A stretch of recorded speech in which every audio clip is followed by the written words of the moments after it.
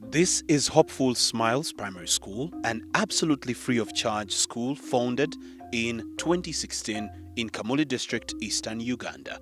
It currently has a pupils population of 250, each with their own pulsating background story. Nangobi Rita is a pupil in primary here. Just like her peers in other schools all over the country, she likes studying, but she has a secret. Rita spends the greater part of her morning doing tedious domestic work before school. I greet my parents, I fetch water, I take animals to graze, I bathe, then I come to school. On top of this is an almost 2-hour trek to school on an empty stomach. Breakfast in these parts, for her and many other children her age, is a luxury too expensive for their families to afford. Hunger. Hunger. You feel hungry? Your parents don't give you some food, or you don't get breakfast before coming to school? Yes. Okay. And then what else? Walking a long distance to school. Walking a long distance to school? Yes. Okay. How long do you walk to school, for example? 1.5 hours. Research from the Department of Psychology at Pennsylvania State University into the workings of the body at particular times and stress levels indicates that the body, especially in the young, tends to react faster and therefore work better in the morning hours under little stress. This otherwise necessary time for school-going children has unfortunately become a luxury she has to do without. You can come in, but why are you late? First to fetch water. Okay, I understand. You can come in. Thank you for coming late. I emphasize those ones who come late from early next time. Regardless of the many challenges she is faced with on a daily basis and the fact that girls in this region of Uganda rarely reach higher levels of education, Rita is optimistic. She likes science and even wants to become an engineer in the future. My best subject is science. My hobby is playing netball.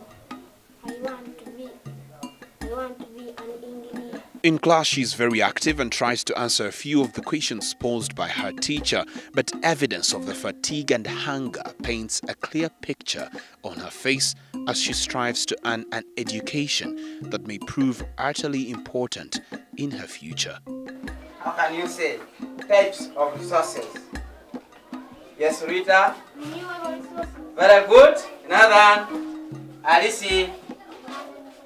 Non-renewable resources. Naisanswa Living is Rita's class teacher. He volunteered to teach at Hopeful Smiles. We inquire what made him opt to teach at this school. There was a great need for me to do it as I had qualified.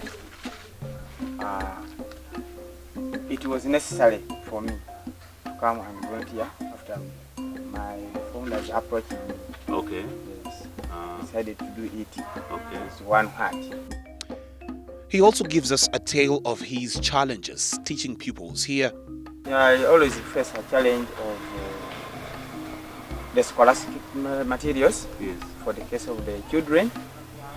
Some come without books, pencils, pens, and I see it as a problem to me because it does not give sense to somebody to sit in class when he's not writing some information and putting on the blackboard. Therefore, that one is my challenge. Another one is the teaching hungry children. They don't feed at school, they don't feed them. Therefore, there are those ones who do not come with food, packed food. Then there are those ones who can. But generally, most of them have no food to eat. That's ours. Then we have a problem of secret children, which is causing absenteeism among the children because of the sickness that is caused by poor sanitation. Sanitation is not well off. Then the rooms, the classrooms and the seats, you're seeing the seats are very few. We are just under the tree. During rainy season is a problem, no teaching, and that is also a serious problem to me. I teach mathematics and science. And science. Yes. And for your subjects, there are not enough tools. They are not enough. Okay. Teaching pupils from the ground up is always a challenge, and so is teaching pupils with disabilities. Given the few teaching materials, we are curious to know how he goes about teaching first-timers. We don't always need to pump them on the blackboard. We first give them the plays. We attract them, come in. We make some art and crafts. We weave. Then at the end, we introduce in the teachings. But we begin with those plays, like the netball, the football. We give them play as they get used to the environment. What is done in the environment, then we go gradually introduce the classroom work. Okay. Let me say I'm blessed that I have one of them. Okay. And he's a crippled. Okay. But I talk to the parents. Since for them they need special care, I talk to the parents. Then they give her a lift from home to here because she could not move up to here. And then in class? In the class, I put her in at least an identified place where I can easily monitor. Yeah, easily monitor her. Okay. Yes. The head teacher at this school, Mr. Samuel Isoro, reveals to us what prompted the start of a free-of-charge school in such a rural community with minimal resources. Our vision is to extend education to the local people. You know, this place before we came, it was so backward. Okay. Yeah, in education and in everything, sanitation, water supply, and many other things. So we found it necessary that to help this community, we need to first uplift the academic standards. Yes, so we hope in the future to extend these services and bring in other services like art and craft. We want these children at least after school here to go in the village and they can do their things. When dealing with schools, perceptions are important. In rural Uganda, much conflict arises from the differences in perceptions of parents towards education, as many regard it as a waste of time, especially for the girls who, before the age of formal education, could be married off as early as 12 to enrich the family. We are curious to learn how he and the others managed to change the perception of the illiterate parents towards education. At first, it was a bit poor because the parents did not like education. Yes, because but as time went, they picked it up, and as I talk now, we are so close, and they like us so much. Yeah. Speaking to the head teacher gives us perspective account of the magnitude of the hunger problem at this school. These kids, the young ones from nursery to P3, they leave at lunchtime. That's 1 p.m. Okay. Yeah.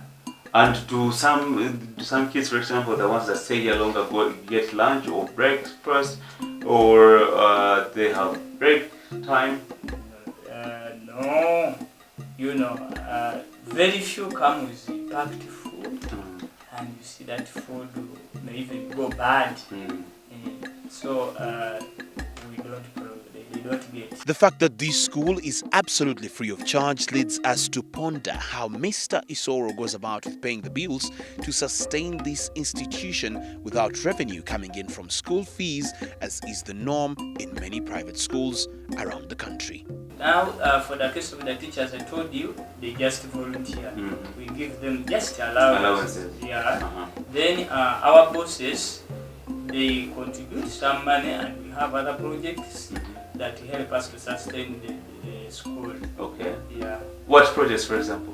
like cattle rearing. Okay. We have an apiary. Okay. Yeah, we have also started growing sugarcane plants. We have sugarcane plantations, so that's how we get money. Okay.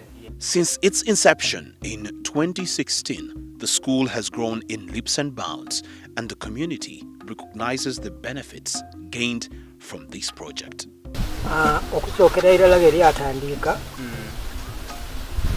twasookera ku kufuna first grade era n'okuva kwoyo tutitolangako ensomesa nungi ezira ku buzibu bwona bukola tebubanuba twegano singa tuba tufunye ebyamaadi tufuna nebyo ebyobulamu tufuna abaana baife okuba nti eri ekitongole ekisobola okubayambako oba kisobola okuyambako essomero eryo awo kisigala nga tunenyumizaamu era tusigala nga pulojekiti eyo ekajjamu ki omaiso singa efunako obuyambi. Francis and Betty Tibaje are the founders of this project. They take us into the nitty-gritty of why they decided to start such a project.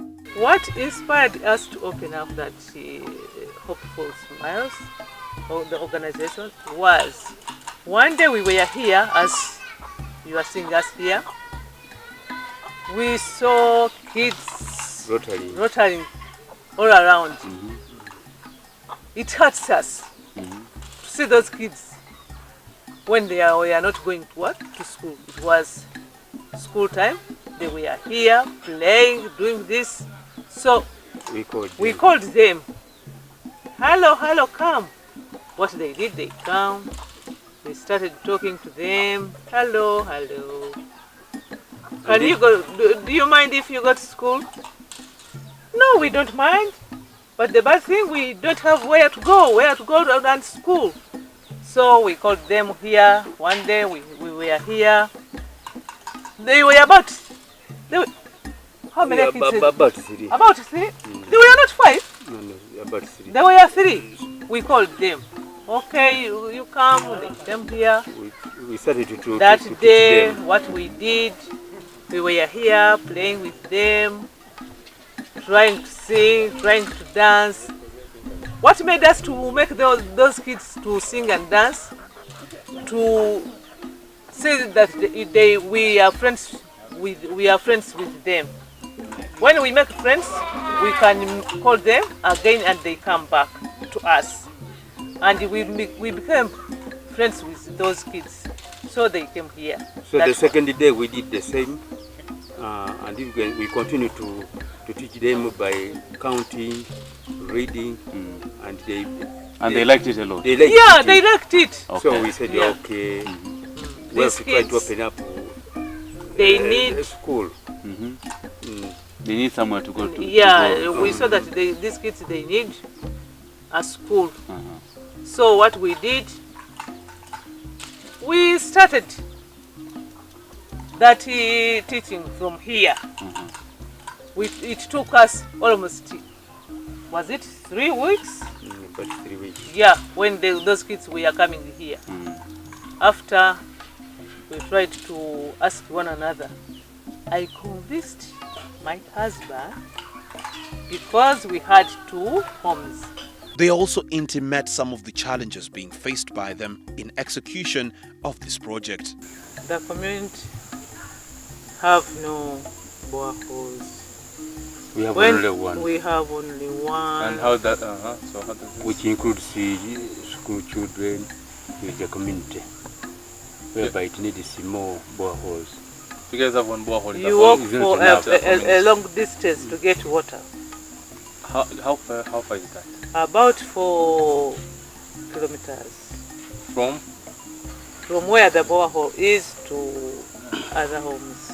At Hopeful Smiles Primary School, many of these children get a chance to play games and socialize, and at least for a while forget about the challenges many, if not all of them, face at home, but most importantly, get a chance at a better life out of the immense poverty of their village due to a priceless resource that they have at no charge: education.